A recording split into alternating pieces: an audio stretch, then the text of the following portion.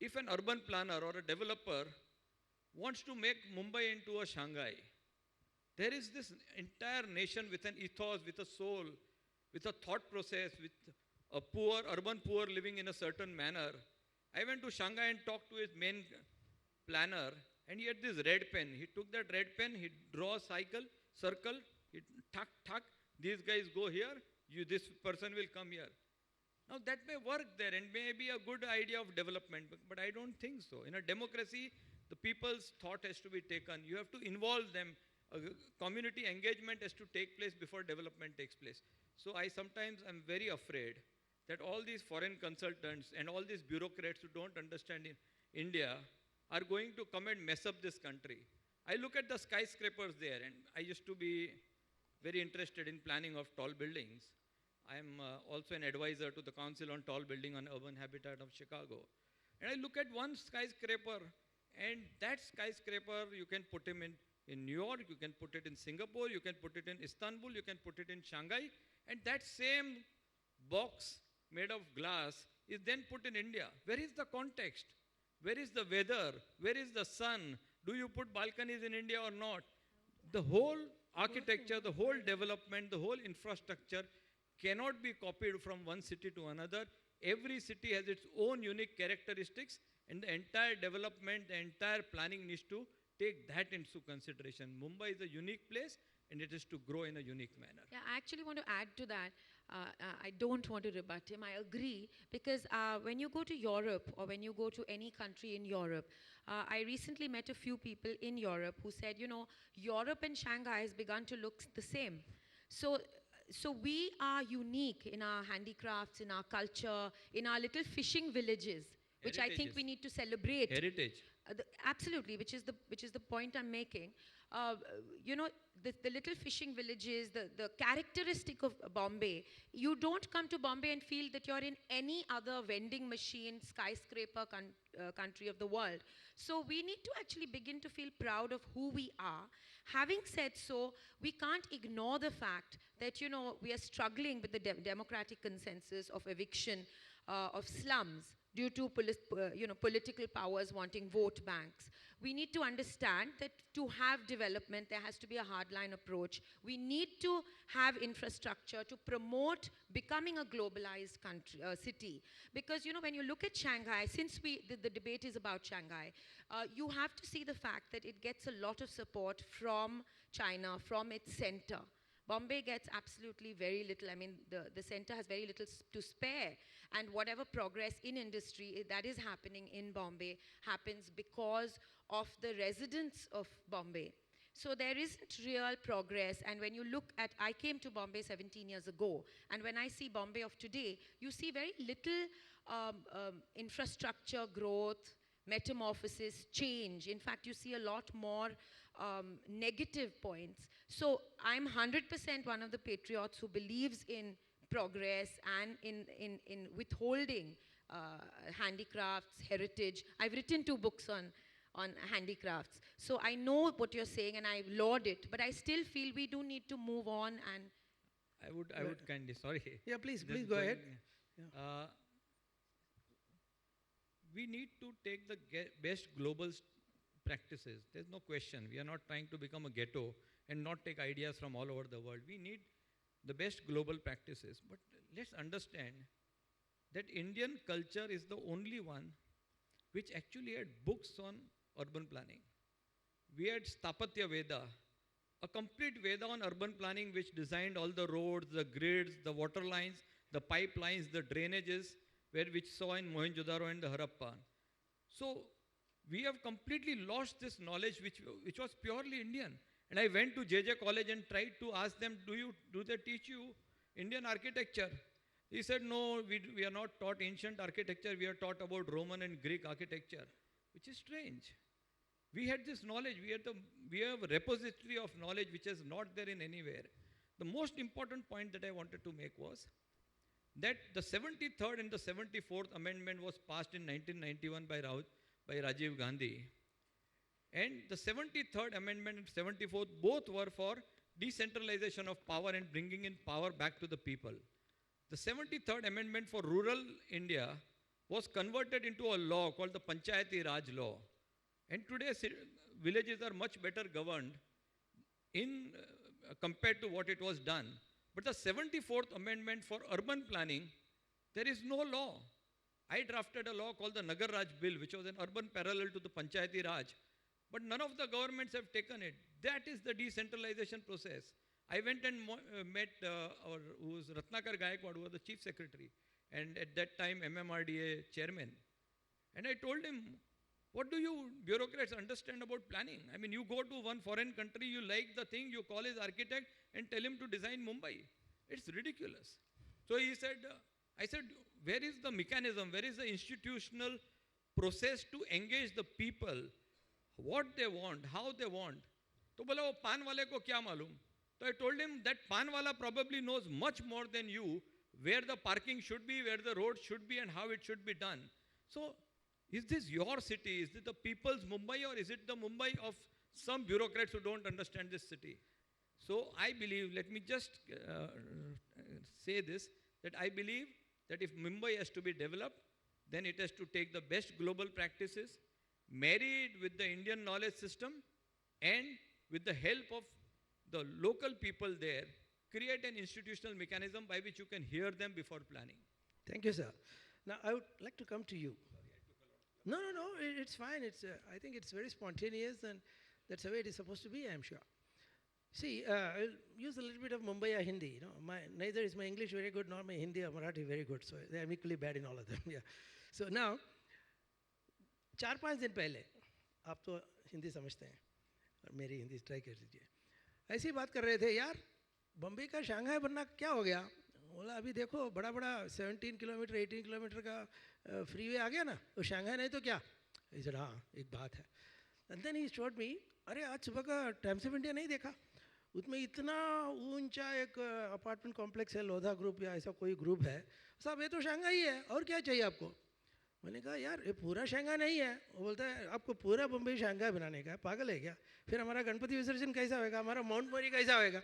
अच्छा हाँ ये भी बात है.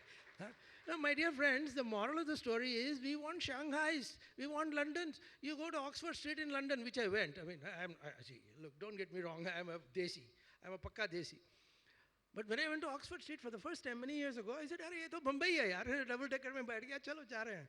See, look, let's not get carried away by converting a city into some other city. And before I ask you, sir, ये आपको शायद मालूम है, when Beijing was done up for one of their big functions, more than 200,000 workers were brought in from the interiors to Beijing to clean it up.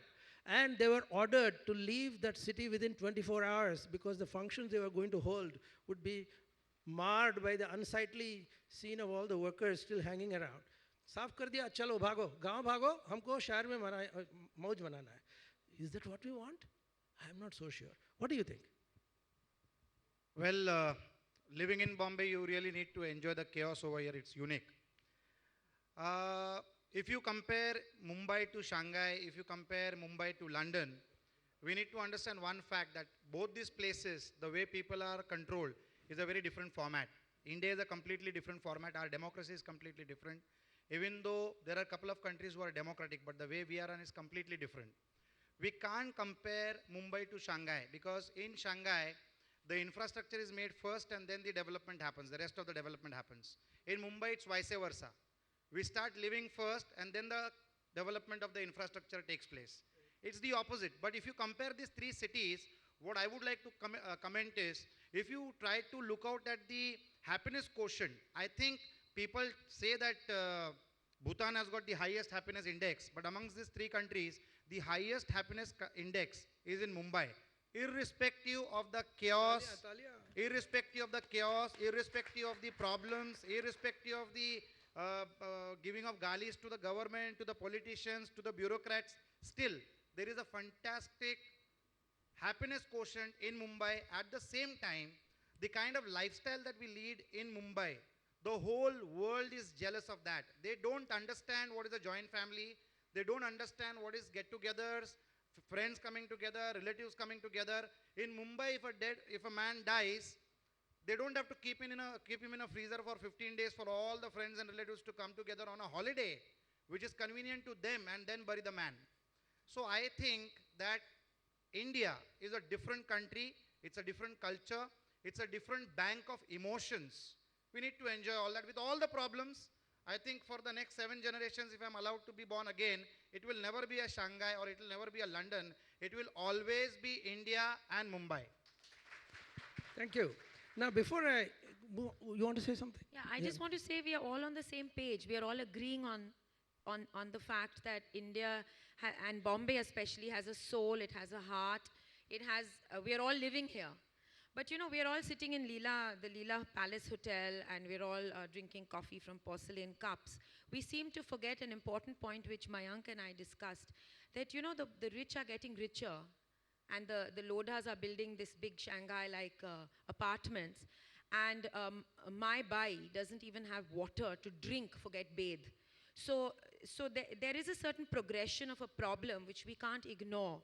And you know, when we are comparing it to a place like Shanghai, we have to understand that, you know, there is a point at which we are so fatalistic and so, you know, dancing at the Ganpati festival without, and laughing, and yes, we have a soul, but we do depend so much on fate that we don't really go out there and think of the fact that why, it's very important that why is the rich growing richer and why are the poor growing poorer, and why in this day and age do people not have public facilities and water, which is a bare basic amenity, which is something we just discussed before this panel discussion. So yes, we do celebrate Bombay. We do, all three of us on the same page, discussing, you know, how fabulous the spirit of Bombay is. But like somebody said in an earlier panel discussion, there are some very harsh realities which we do have to take into consideration or in a panel like this. And the second important thing I want to mention is, you know, you have, we are the second largest producers and exporters of entertainment in the world. We don't actually, you know, celebrate our advantages. You know, like if like LA, we were to, you know, have a Bollywood, we could actually have tourism there. We could actually catapult that one advantage, or the fort at Land's End, where you get encouraged tourism. So I'm saying, yes, let's celebrate all our assets. But on the other hand, let's look at our zits and come out there on the streets as citizens of Bombay and actually address our problems also. And I'm not saying let's clone London or let's clone Shanghai. I'm just saying that, you know, we have to begin to move out from the Leela palaces and begin to understand our problems. Very good point, madam. I just wanted to add one line saying is, like a development is measured through the Human Development Index, I think cities should be measured about how they treat its urban poor. And I think Mumbai treats its urban poor very shabbily. Exactly. This is a completely haphazard, terrible growth process. Building a metro here, doing that is not adequate. The problem, I just wanted to give you one governance model, which is very interesting. When we go on the Western Express Highway, that road is owned by PWD. As you climb the bridge, it becomes an MSRDC. You turn right, it's a BMC road. You go a little ahead, it's an MMRDA road. Then you go to the railways, it's a railway department. The number of agencies which are handling Mumbai is not funny. A second standard student will say, Mumbai cannot run like this. I'll give you some more examples, very interesting. We vote for a corporator to run the city. Corporators have no power. There is no mayor who is empowered to run this city. The state, we vote for somebody to run the state. That man votes for the chief minister. That chief minister selects a municipal commissioner who is an employee after all.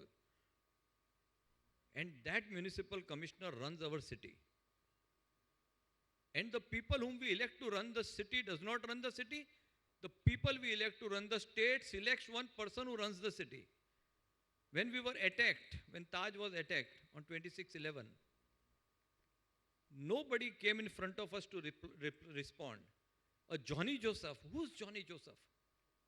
And municipal commissioner is coming and responding how we are fighting the terrorists. And when that kind of attack took place in New York, Rudy Giuliano was there, did not sleep for 2 nights, and he ran the entire operation in such a manner that the entire problem was solved in 2 days. So we don't have a directly elected mayor. We don't have a MyBap. When there's a problem of the state, the chief minister responds. When there's a problem of the country, the prime minister responds. When there's a problem of city, a municipal commissioner responds. So the entire governance model is anti-democratic. The number of agencies that are there are so many that nothing runs properly. Urban poor are treated so badly. So while we all have the soul and we are all smiling, I remember Osho once saying that there is a smile of an idiot and a smile of a Buddha. Which smile is that? We need to think about. Very I good want one. to ask you a Very good one. I want to ask you a question. So would you agree that Bombay would need, to become a union territory and need a mayor at its helm to be able to have an autonomy on things like No, no. infrastructure and growth? No, you don't need to have autonomy to have a mayor. Every city should have a mayor who decides there, and you can be part of the state. You don't need to be autonomous. I mean, New York is a state, and New York City has its own mayor. Does not mean that there is any autonomy. But you need an directly elected, because we don't want to go through these jokers. So we do need a directly elected We need a mayor directly who's elected. not going to be governed by any political. he No, needs to be I'm going to say empowered. two words. You can't- Directly elected and empowered. Empowered, If he is yeah. not You can't- empowered, There is a mayor anyway, but he's not active. Can I? What I would like to add over here is directly elected, empowered, these are all different formats of running the same system. What we actually need is accountability and punish the person who is accountable, who's supposed to be accountable to the people of the country. It might be a mayor, it might be directly elected, indirectly elected, through a party,